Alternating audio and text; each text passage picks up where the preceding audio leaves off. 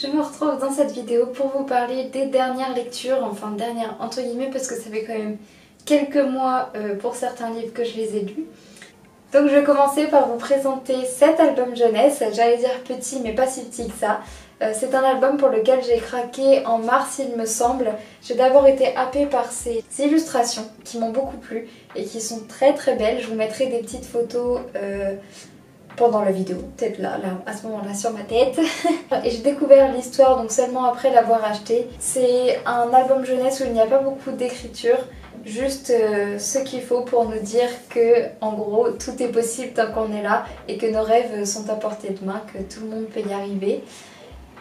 Si vous avez envie de feuilleter un bel album jeunesse, que vous êtes adepte des albums jeunesse, je vous conseille celui-ci qui est vraiment très touchant et très très beau. Le deuxième roman que j'ai à vous présenter, c'est celui-ci qui s'appelle La haine qu'on donne, The Hate You Give, qui a été écrit par Angie Thomas ou Angie Thomas, je ne sais pas comment on le prononce.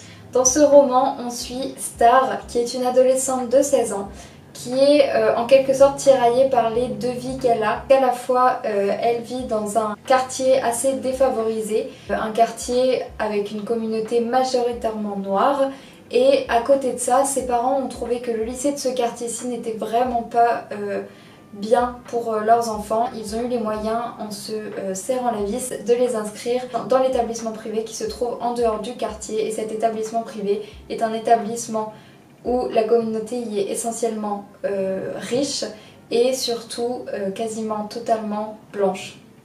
Donc elle mène vraiment deux vies et elle n'a pas les mêmes comportements dans son quartier que dans son école. Il y a des choses qu'elle ne peut pas faire ni dans l'une ni dans l'autre. Donc voilà, donc déjà ça c'est le contexte de la vie de Star. Et en fait on va arriver assez rapidement dans le livre à la soirée où tout va basculer et où l'histoire se met réellement en place. Star va à une soirée de son quartier où elle retrouve un vieil ami. La soirée dégénère et son ami lui propose de la ramener chez elle. Pendant ce chemin où il la ramène chez elle en voiture, ils vont se faire arrêter par un agent de police. Et Star va assister à une chose qu'elle a déjà vue une fois auparavant et une chose qui est assez courante dans son quartier malheureusement. Elle va voir son ami Khalil se faire tuer par cet agent de police qui trouvait qu'il était menaçant. Entre grosses guillemets puisqu'évidemment il n'était pas menaçant du tout.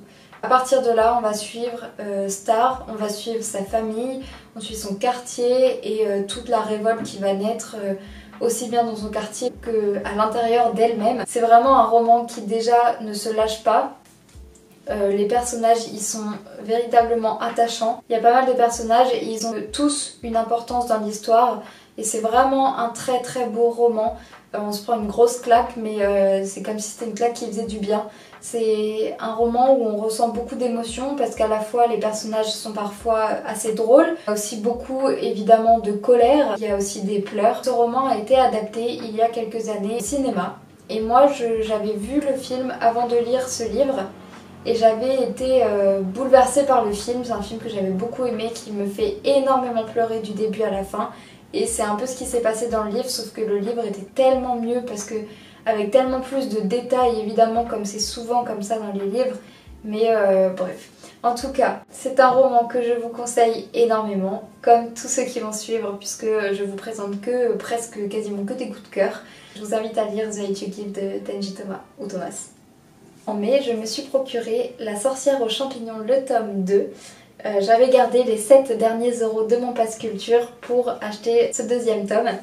Donc La sorcière aux champignons, c'est un petit manga qui pour l'instant ne possède que 2 tomes et dont le 3e sort dans pas si longtemps que ça je crois. On suit Luna qui est une sorcière noire dans un monde où sorcière noire et sorcière blanche sont opposées et où ce sont les sorcières blanches qui ont le pouvoir entre guillemets. Et Luna, elle, c'est une sorcière noire qui a le pouvoir d'absorber toute toxicité et en fait elle rejette cette toxicité par des champignons qu'elle laisse sur son passage. C'est un manga qui est très très beau. Dans ce tome 2, on suit Luna qui a quelques ennuis et on découvre plusieurs nouveaux personnages qui ont tous des apparences assez atypiques. C'est un manga qui contient beaucoup de pages bonus en fait, de pages où on nous explique quelle est telle créature ou telle autre, ou on nous montre le vêtement de nuit de Luna et le vêtement de jour et celui qu'elle porte pour aller au village, etc. Et je trouve ça vraiment génial. Donc voilà, si vous avez envie d'un petit manga léger mais très sympathique et très joli, je vous conseille celui-ci. Ensuite, je vous présente le tome 3 de ma saga préférée, Anne de Redmond. Je l'ai lu en juin pendant mon stage en Bretagne. Et Anne de Redmond, je l'ai littéralement dévoré puisqu'il a 330 pages et que un dimanche où je n'avais rien à faire, j'ai décidé d'en lire 250. Enfin, j'ai pas vraiment décidé, j'ai commencé à lire et j'ai pas pu le lâcher. J'ai adoré ce tome 3, en fait chaque dernier tome devient mon tome préféré. J'adore suivre les aventures de Anne, des aventures toutes douces, on a l'impression d'être dans un monde féerique, drôle, poétique et tendre à la fois. Enfin, j'adore cette saga, vous le savez, et vous le savez encore plus si vous regardez mes vidéos depuis quelques mois. Et donc dans ce tome-ci, on retrouve Anne qui part de son petit village, de sa maison de Green Gables, pour l'université de Kingsport. Et elle va dans cette université accompagnée de Gilbert, enfin je sais pas si vous dites Gilbert ou Gilbert, moi je dis Gilbert parce que dans la série il me semble qu'ils disent Gilbert. Enfin bref, accompagnée de Gilbert, de Charlie Sloane et Priscilla. Et donc là-bas elle va faire de nouvelles rencontres. Alors j'ai adoré découvrir ces nouveaux personnages, à chaque fois avec des caractères vraiment uniques et qui apportent à l'histoire quelque chose de frais, de joyeux, enfin... Voilà, j'ai déjà hâte de lire les 2 derniers tomes que je me suis procurés pour la rentrée et qui font certainement partie de ma pile à lire du Pumpkin Autumn Challenge. Et les 2 derniers livres que j'ai à vous présenter, je ne les ai pas en main puisque c'est des livres qui m'ont été prêtés par Dada, enfin par Alexandra, que je remercie parce que ça a été des découvertes fabuleuses. Donc je vais d'abord vous présenter 10 millions d'étoiles de Robin Rowe que j'ai lu en juillet. Je l'ai lu assez rapidement parce que c'est un roman qui se lâche pas. C'est un roman qui a été une découverte à laquelle je m'attendais pas. Parce que bien que j'avais déjà entendu des avis sur ce livre-là, la 4e de couverture n'est pas très explicite sur les sujets que contient ce livre. C'est un roman dans lequel on a un chapitre avec un garçon et un chapitre avec un autre garçon. Donc on a Adam qui est hyper actif, qui vit avec sa maman, à qui tout réussit, en tout cas en apparence, enfin, c'est ce qu'on nous fait comprendre. Il a beaucoup d'amis, il a des bonnes notes, il est social, enfin tout va bien pour lui. Et de l'autre côté on a Julian qui est extrêmement timide, qui a un gros souci avec l'école, qui du coup sèche beaucoup les cours.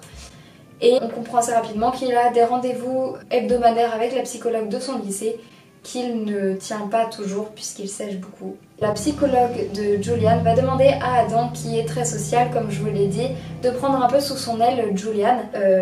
Adam, c'est pas le même petit garçon qu'il avait connu auparavant qu'il va retrouver. Il va trouver quelqu'un de très renfermé, qui est en décalage complet avec le monde dans lequel on vit. Je vais m'arrêter là pour le résumer, parce que j'ai pas envie de vous en dire plus, ce serait vous spoiler. C'est un roman qui traite de sujets graves, c'est un roman qui parle de maltraitance.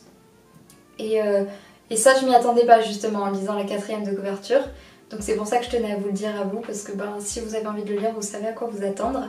C'est un roman qui, étrangement, enfin c'est pas si étrange que ça, mais malgré le fait qu'il ait été dur à lire, parce que c'est un sujet très difficile, a été un coup de cœur pour moi, parce qu'en fait les personnages sont extrêmement attachants. C'est pour ça que ça a été un aussi gros coup de cœur, parce que les personnages sont fabuleux et que l'écriture est très fluide et le récit est vraiment très beau malgré le fait que ce soit un sujet assez difficile. Et donc le dernier roman que j'ai à vous présenter, c'est Il est grand temps de rallumer les étoiles de Virginie Grimaldi, une autrice que j'aime énormément depuis que j'ai lu Et que ne durent que les moments doux. Et ça continue puisque j'ai adoré Il est grand temps de rallumer les étoiles. C'est un roman où on suit Anna qui est la maman, Anna qui a beaucoup de mal avec l'aspect financier de sa vie. En fait, elle a beaucoup de dettes puisqu'elle élève ses filles toute seule, qu'elle a un boulot qui rapporte pas beaucoup d'argent surtout. Et bref, elle ne s'en sort plus et qui en plus ne voit que très peu ses filles puisqu'elle travaille le soir et que ses filles sont en cours la journée. Après on a Chloé, sa fille de 17 ans. Pour elle aussi la vie est pas facile puisqu'elle est hyper sensible et qu'elle a beaucoup de mal à gérer ses relations amoureuses. des relations qui l'amènent très souvent à souffrir, des relations qui sont pas saines du tout. Après on a le personnage de Lily qui est la deuxième fille d'Anna, qui elle a 13 ans, 12 ans, quelque chose comme ça, et qui est le personnage un petit peu plus joyeux de la bande, on va dire. Elle est assez insouciante Lily, mais elle est très franche. Elle est assez différente de ses camarades de classe, elle se sent différente en tout cas. C'est un personnage que j'ai beaucoup aimé parce qu'à la fois elle est insouciante mais en même temps elle a les pieds sur terre, on a l'impression qu'elle est sage et qu'elle connaît tellement de choses de la vie. Enfin bref, Lily est un personnage assez attachant. L'histoire c'est que Anna, elle n'en peut plus de devoir régler ses dettes et sur un coup de tête, elle va partir en camping-car pour faire un road trip avec ses filles vers la Scandinavie. Alors à partir de là, on nous fait voyager, enfin Virginie Grimaldi nous fait voyager à travers les paysages nordiques, à travers les émotions que ressentent ces trois filles. Il y a beaucoup d'amour, il y a de la colère, il y a des secrets, il y a plein d'émotions mêlées, enfin comme dans tous les romans de Virginie Grimaldi si j'ai bien compris. En tout cas, je vous conseille vraiment ce roman si vous avez envie de lire un truc qui vous fera à la fois rire et pleurer, et peut-être même vous énerver. Voilà, j'en ai fini avec mes présentations de livres. J'espère que c'est des lectures qui vous donneront envie. Moi, je commence à réfléchir aux livres que j'ai envie de mettre dans ma pile à lire de l'automne et plus précisément du Pumpkin Autumn Challenge. J'attends avec impatience la vidéo de Guimauve. Après, je ne suis pas sûre de pouvoir remplir toutes les cases parce que l'année dernière j'avais le pass culture, c'était génial, j'ai pu m'acheter plein de livres. Cette année, c'est pas du tout pareil. Donc on verra bien, mais c'est pas le sujet de cette vidéo. Je vous retrouverai dans peut-être quelques semaines, une semaine, quelques jours, j'en sais rien. Je vous dis à bientôt, merci d'avoir regardé cette vidéo et si vous avez envie d'en savoir plus sur mon quotidien, n'hésitez pas à aller me suivre sur Instagram comme d'habitude, à vous abonner à ma chaîne, à laisser un commentaire et un petit j'aime si possible. Merci beaucoup!